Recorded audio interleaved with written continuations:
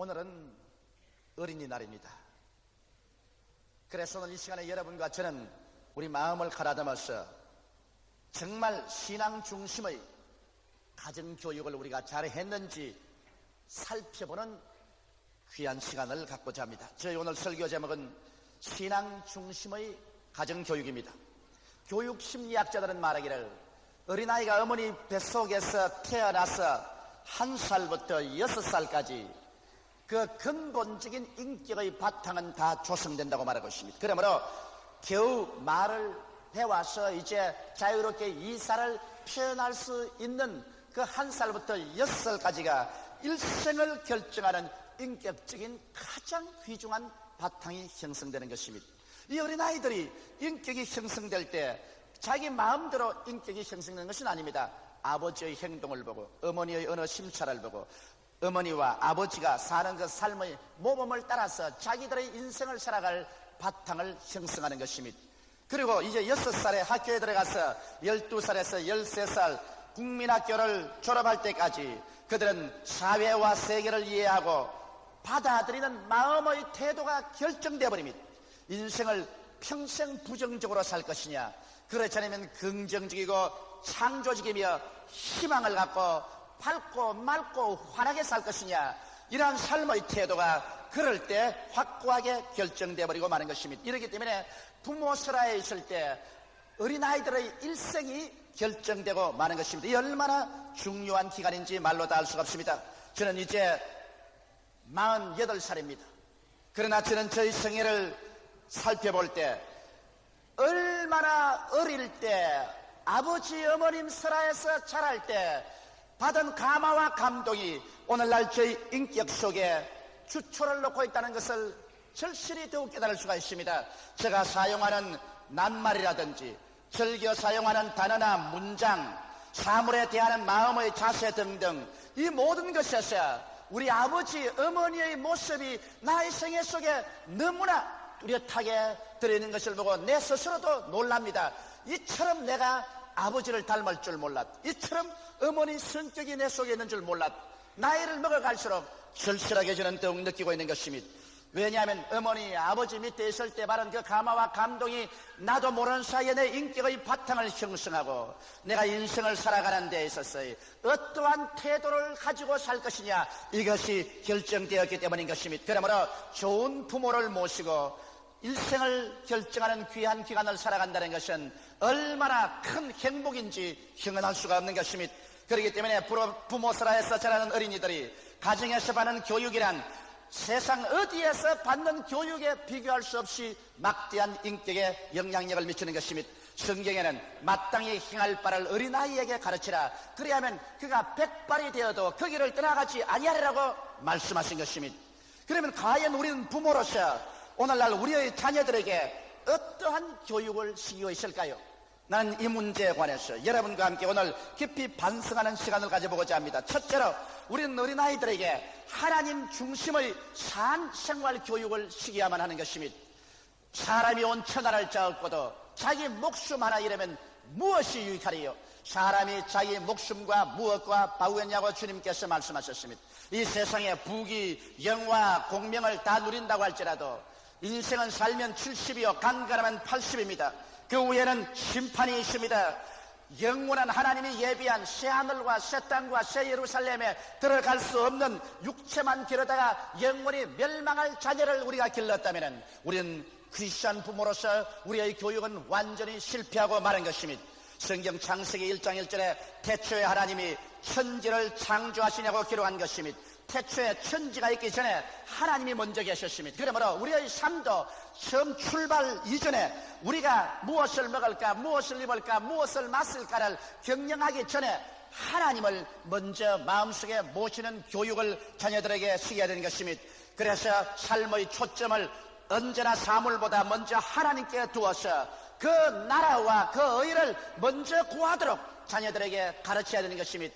이것이 인생을 살아가는 가장 기초적인 기반인 것입니다. 왜냐하면 하늘에 계신 하나님을 섬기지 않는 사람에게는 이 세상 속에서 정의와 양심이 살아서 활동할 수가 없습니다. 사람들에게 들키지만 안 하면 된다. 법에 걸리지만 안 하면 된다. 그러므로 나는 마음대로 이기주의로 범죄 행위를 하고 살아도 된다는 이와 같은 사상이 팽배해지는 이유는 그들의 마음속에 하나님을 섬기고 있지 않기 때문에 그런 것입니다. 이러므로 여러분, 우리가 자녀들을 교육할 때 먼저 하나님 나라와 하나님의 의를 구하고 살 수 있도록 자녀들에게 축복을 주어야 되는 것입니다. 이것이 장차 자녀들이 세상에 살아나가는데 가장 큰 축복이 되는 것입니다. 돈은 있다가 없어질 수도 있고 권리와 명예와 지위도 있다가 없어질 수 있습니다. 그러나 영원히 우리를 사랑하시고 품에 품어주시며 좋을 때뿐 아니라 어려울 때, 슬플 때 우리 마음속에 위대한 삶의 희망이 되시고 삶의 좌표가 되는 하나님을 그 마음속에 삶의 자원으로 가르쳐준다는 것은 우리 부모가 마땅히 해야 될 도리인 것입니다. 어떻게 해야 자녀들에게 하나님을 경외하는 삶을 살 수 있도록 가르칠 수 있을까요? 그것은 가정에서 말씀의 교육을 통해서 가르쳐야 하는 것입니다. 자기의 인격의 형성기, 인생을 살아가는 삶의 좌표가 설정되고 태도가 설정되는 그 기간에 여러분 부모께서는 자녀들에게 하나님의 말씀을 가르치시오.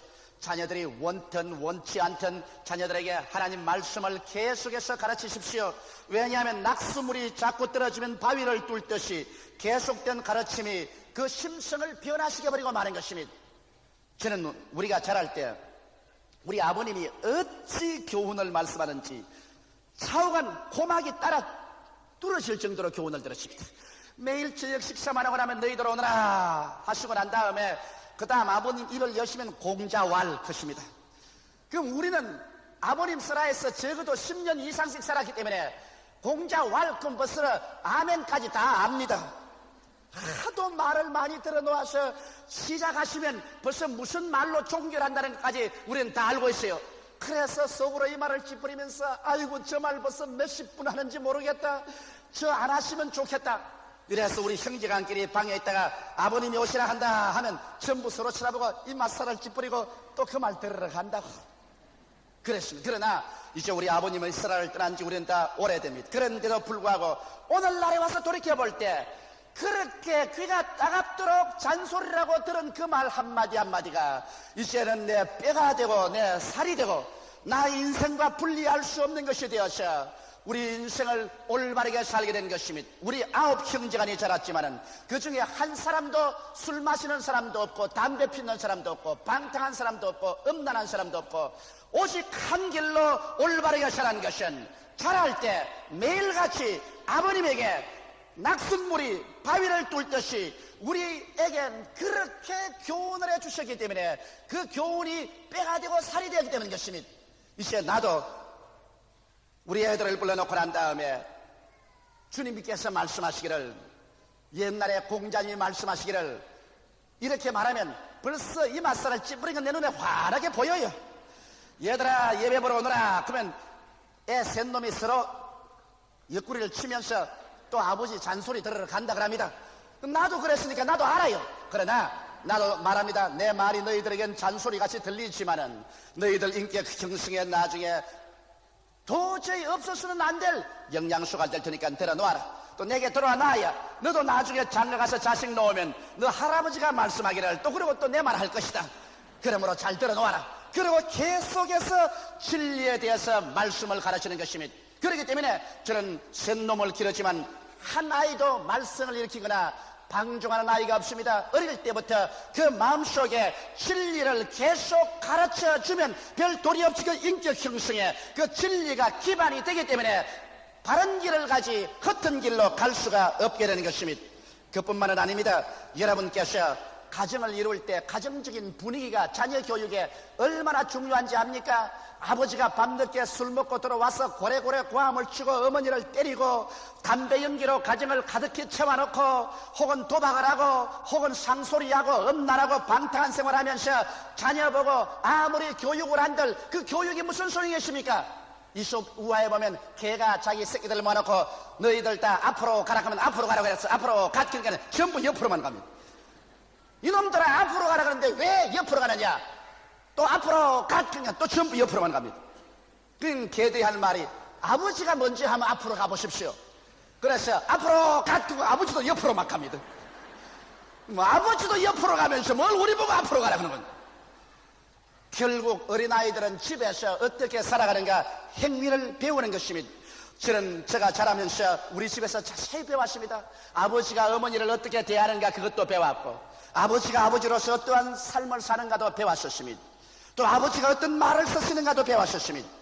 제가 한평생에 잊을 수 없는 것은 제가 자라는 과정에 우리 친구들이 수없이 내가 예수 믿기 전에 술 먹으러 가자고 나를 끌어당겼습니다. 술 먹으러 가자고 땡기고 잘못된 데 가자고 수없이 유혹을 해도 내 마음속에 한 가지 이미지가 나를 막았습니다. 우리 아버지가 술 먹고 방탕하는 건 내가 못 보았다. 우리 아버지께서 나쁜 데 가는 걸 내가 못 보았다.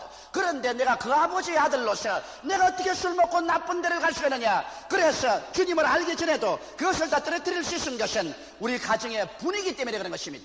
이러므로 여러분, 그리스도를 중심한 사랑과 이해와 신뢰와 정의에 찬 가정적인 분위기는 그 자녀들의 영혼을 구출하고 그들의 일생에 바른 길을 갈 수 있도록 만들어주는 것입니다. 그렇기 때문에 부부간의 서로의 사랑과 화목, 부모 자식 간의 이해와 동정, 이러한 것들이 위대한 인생을 살아갈 수 있는 기초를 삼아주시는 것입니다. 예수님을 섬기는 것과 말씀의 정의를 생활의 최우선된 것으로 추구하며 살도록 가르쳐야 됩니다. 우리는 대개 오늘날 자녀들에게 일획천금할 것을 가르치고 한탕주의를 가르치고 출세주의를 가르치는 것입니다. 그러나 일확천금이나 한탕주의나 출세주의가 결국 그 자녀들의 인생을 망치는 일이 얼마나 많은지 모릅니다. 정직하고 성실하고 근면하게 살며 열심으로 인생을 살고 하나님을 섬기고 사는 것이 처음에는 어리석게 보일지라도 먼 눈으로 보게 되면 그것이 개인과 가정과 그들의 생활에 큰 행복을 가져오고 그들이 이루는 사회와 국가가 번영하고 발전하기는 기초가 되는 것입니다. 이와 같은 교육들은 모두 다 가정에서, 부모 신화에서 이루어지는 것입니다. 학교에 가서 배우는 것은 인생을 살아가는 데 있어서의 지식과 기술을 배우는 것이지, 인격적인 바탕이나 인생을 살아갈 삶의 자세와 태도는 부모 신화에서 다 배우는 것입니다. 그러므로 우리 부모들이 오늘날 어떠한 사회를 만들어가는가에 대해서 큰 책임을 짊어지고 깊이 반성해야 될 것인 것입니다. 둘째로 우리는 자녀들에게 신앙의 행위 고백을 실천할 것을 가르쳐야 될 것인 것입니다. 성경에는 행함이 없는 믿음은 죽은 믿음이라고 말했습니다. 말로만은 지식적으로 가르칠 게 아니라 우리의 실천적인 행위 속에서 크리스찬으로서 정말 하나님을 섬기는 도리를 가르쳐 줘야 될 것인 것입니다. 우리 크리스찬은 매 주일 성수주일합니다. 엿새 동안 일하고 일회째는 자기 오락을 취하지 아니하고 하나님을 경유하고 섬기는 일을 하기 위해서 교회로 나갑니다. 이것을 자녀들에게 모범으로 보여주고 자녀들도 그렇게 하게 해야 되는 것입니다. 엿새 동안 일하고 일회째 쉬라. 그리고 그날에는 하나님을 거룩하게 섬기고 교회에 가서 말씀 듣고 찬양하고 하나님께 봉사하는 시간을 가지는 것을 가르쳐 줘야 되는 것입니다. 이러한 것이 오늘날 음란하고 방탕하고 험한 세상 속에서 실천적인 생활 속에 하나님의 임재하심과 영광을 가지고 살게 가르치는 길인 것입니다. 하루 하나님을 섬기면 엿새 동안 하나님의 영광이 우리의 생애를 떠나지 않고 같이 있다는 것을 자녀들에게 반드시 가르쳐줘야 하는 것입니다. 자녀들은 부모의 하는 것을 봅니다. 성일날에 골프 치러 나가고 정구 치러 가고 등산에 나가고 자기 오락을 취하면 아무리 하나님을 경외하고 섬기라고 해도 자녀들이 그 말을 귓등으로 듣고 마는 것입니다. 그뿐 아니라 자녀들의 생활 속에 반드시 하나님께 11조를 드리면서 사는 것을 가르쳐야 될 것입니다. 어떠한 사람들은 오늘날 11조는 율법주의의 낡은 잔재라고 말하지만 그건 잘못된 것입니다. 율법이 오기 전 430년 전에 믿음의 조상 아브라함은 벌써 11조를 시행한 것입니다. 아브라함이 전쟁에서 이기고 돌아올 때 살렘 왕 멜기세덱이 떡과 포도주를 가지고 와서 떡을 아브라함에게 먹이고 포도주를 마시게 하고 난 다음에 그가 손을 들어 축복했습니다. 그가 아브라함에게 축복하여 가로되 천지의 주제시여 지극히 높으신 하나님이여 아브라함에게 복을 주시옵소서. 너희 대적을 내 손에 붙이신 지극히 높으신 하나님을 찬송할지로다 하며 아브라함이 그 얻은 것에서 10분의 1을 멜기세덱에게 주었더라. 아브라함이 멜기세덱 대제사에게 축복을 받고 난 다음에 그 축복이 내 것이라는 실천적인 신앙의 행위 고백으로서 11조를 드린 것입니다. 아무리 멜기세덱이 축복을 했다고 할지라도 아브라함이 그 축복을 내 것으로 받아들이는 신앙 고백의 행위인 11조를 드리지 아니하셨으면 그 멜기세덱의 축복은 무로 돌아가 버리고 마는 것입니다. 성경에 보니 아브라함이 멜기세덱의 축복을 받고 난 다음에 신앙의 행위 고백으로서 하나님 앞에 멜기세덱에게 11조를 드릴 때 하나님께서 그 축복에 대한 신앙 고백 행위로 11조 드린 것에 대한 응답을 창세기 15장 1절에 했습니다. 이후에 여호와의 말씀이 이상 중에 아브라함에게 임하여 가라사대 아브라함아 두려워 말라 나는 너희 방패요 너희 지극히 큰 상급이니라. 그가 하나님 앞에 11조를 드리고 신앙 고백을 하자 하나님께서 직접 내가 이제 멜기세덱에게 축복한 그대로 너희 방패가 되고 너희 상급이 되어서 내가 너를 지켜주고 너희 무엇을 먹을까 무엇을 입을까 무엇을 마실까를 축복해 주겠다 했습니다. 그 결과로 아브라함은 성경에 보니 그 후에 은과 금이 풍부했고 크게 축복받은 사람이 되었습니다. 아브라함은 자기 자손 이삭에게 11조로서 신앙 행위 고백을 가르쳤고 이삭은 야곱에게 그 신앙 고백을 가르쳤습니다. 그러므로 야곱이 형 에서와 다투어서 에서가 죽이려고 하며 그가 도망쳐서 외아지 집으로 가다가 산에서 돌을 벼기하고 밤에 잠을 잤습니다. 꿈에 하늘문이 열리고 하나님의 천사가 소닥다리를 통해서 오르락내리락 하는 것을 보고 여호와 하나님께서 그에게 나는 너희 조부 아브라함의 하나님 너희 아버지 아브라함의 하나님이다.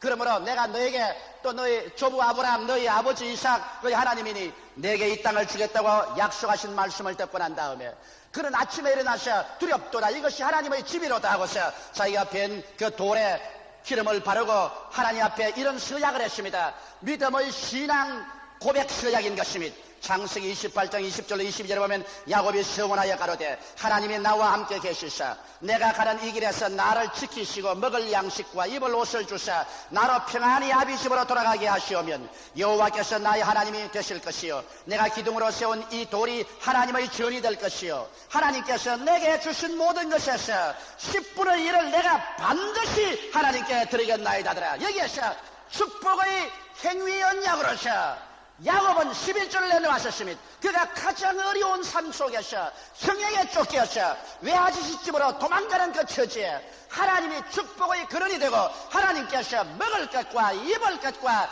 있을 곳을 주시는 하나님으로서 그런 조부 아브라함에게서 배웠고 아버지 이삭에게 배웠으니 그 실천을 믿는 믿음으로 11조 계약을 한 것인 것입니다.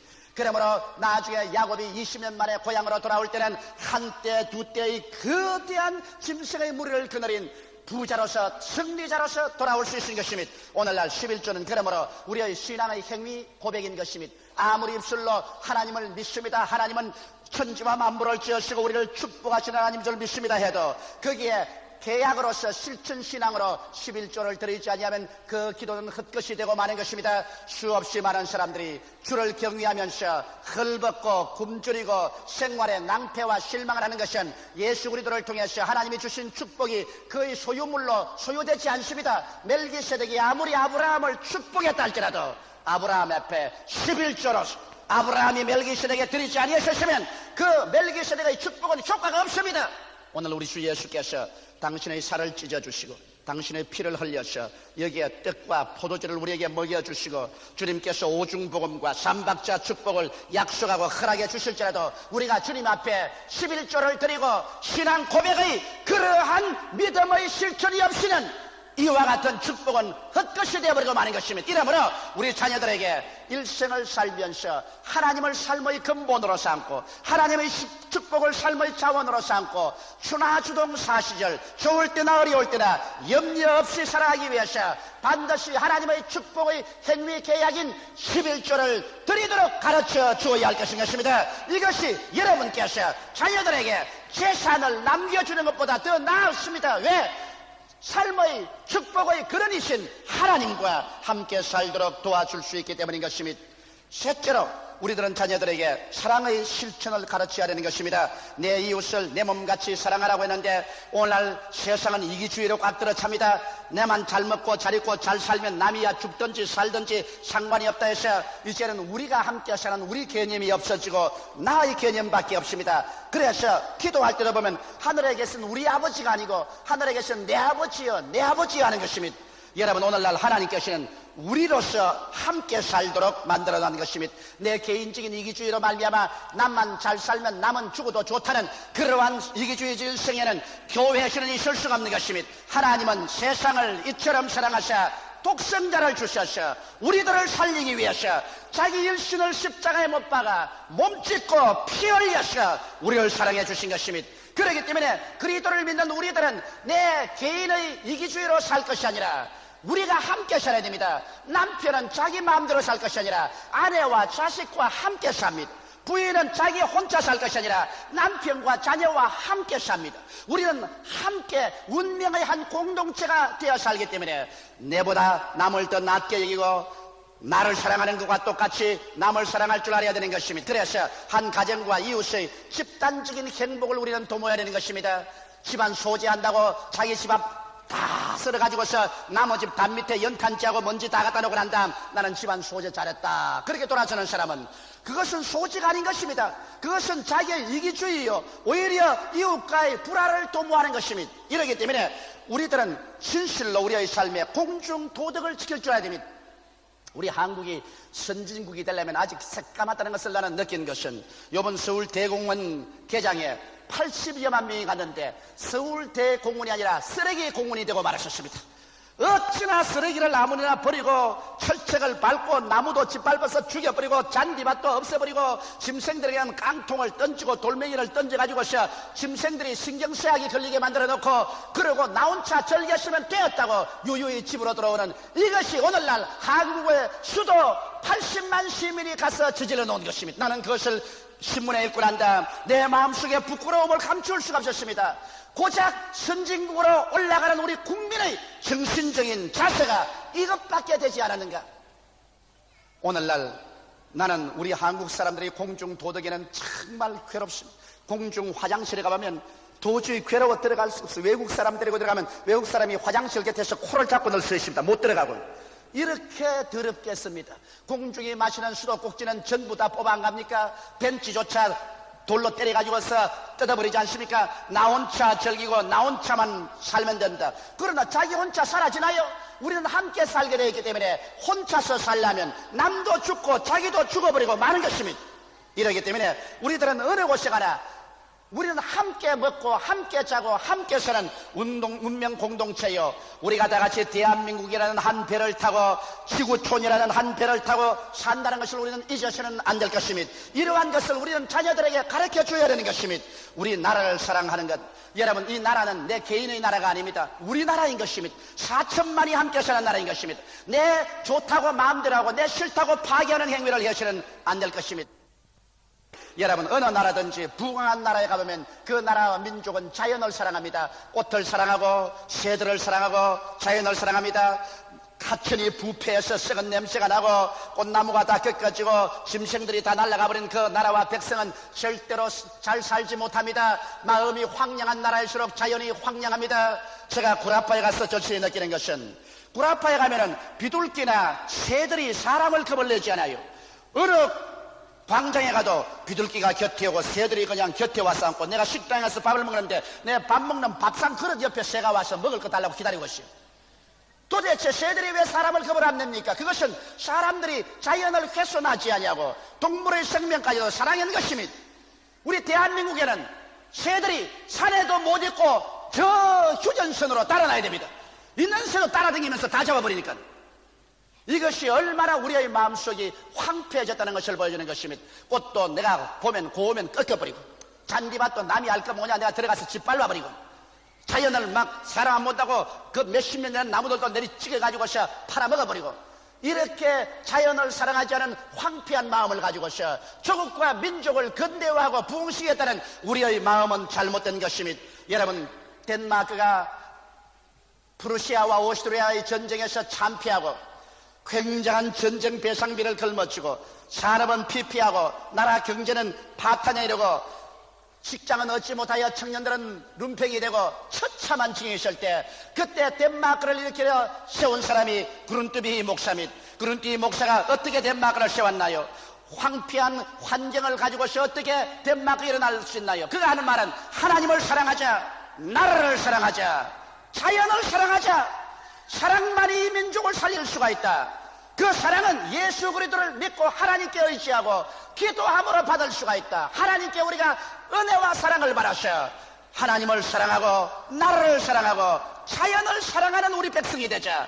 이것을 가르쳤습니다. 농민학교를 세워서 저체 농업기술과 함께 신앙의 자원을 넣어준 것입니다. 그래서 그 백성들에게 사랑이 마음속에 넘쳐 하나님을 사랑하고 나라를 사랑해서 무엇이든지 내가 나라에서 받을 것을 생각하지 않냐고, 나라를 위해서 내가 무엇인지 할까를 생각하고, 자연을 사랑해서 자연을 가꾸어서 100년 이내 오늘날 세계에서 가장 잘 사는 나라가 되어버리고 마는 것입니다.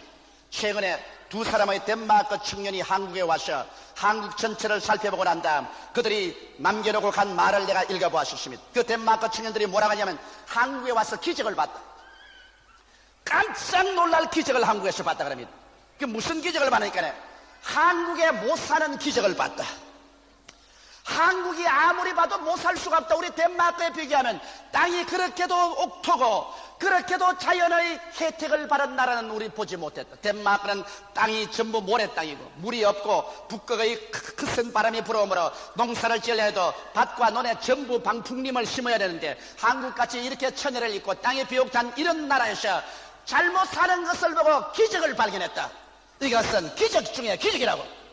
그 두 청년이 그렇게 하고 한국을 떠나셨습니다. 여러분, 우리가 잘못 사는 것이 기적이라니 이 기가 막힐 노릇 아니겠습니까? 이것은 왜냐? 우리가 그만큼 우리 힘을 합쳐서 하나님을 사랑하고 나라를 사랑하고 자연을 사랑하는 마음으로서 일을 했었으면 우리나라가 이런 벽불로 된 기적은 체험하지 않았을 것입니다.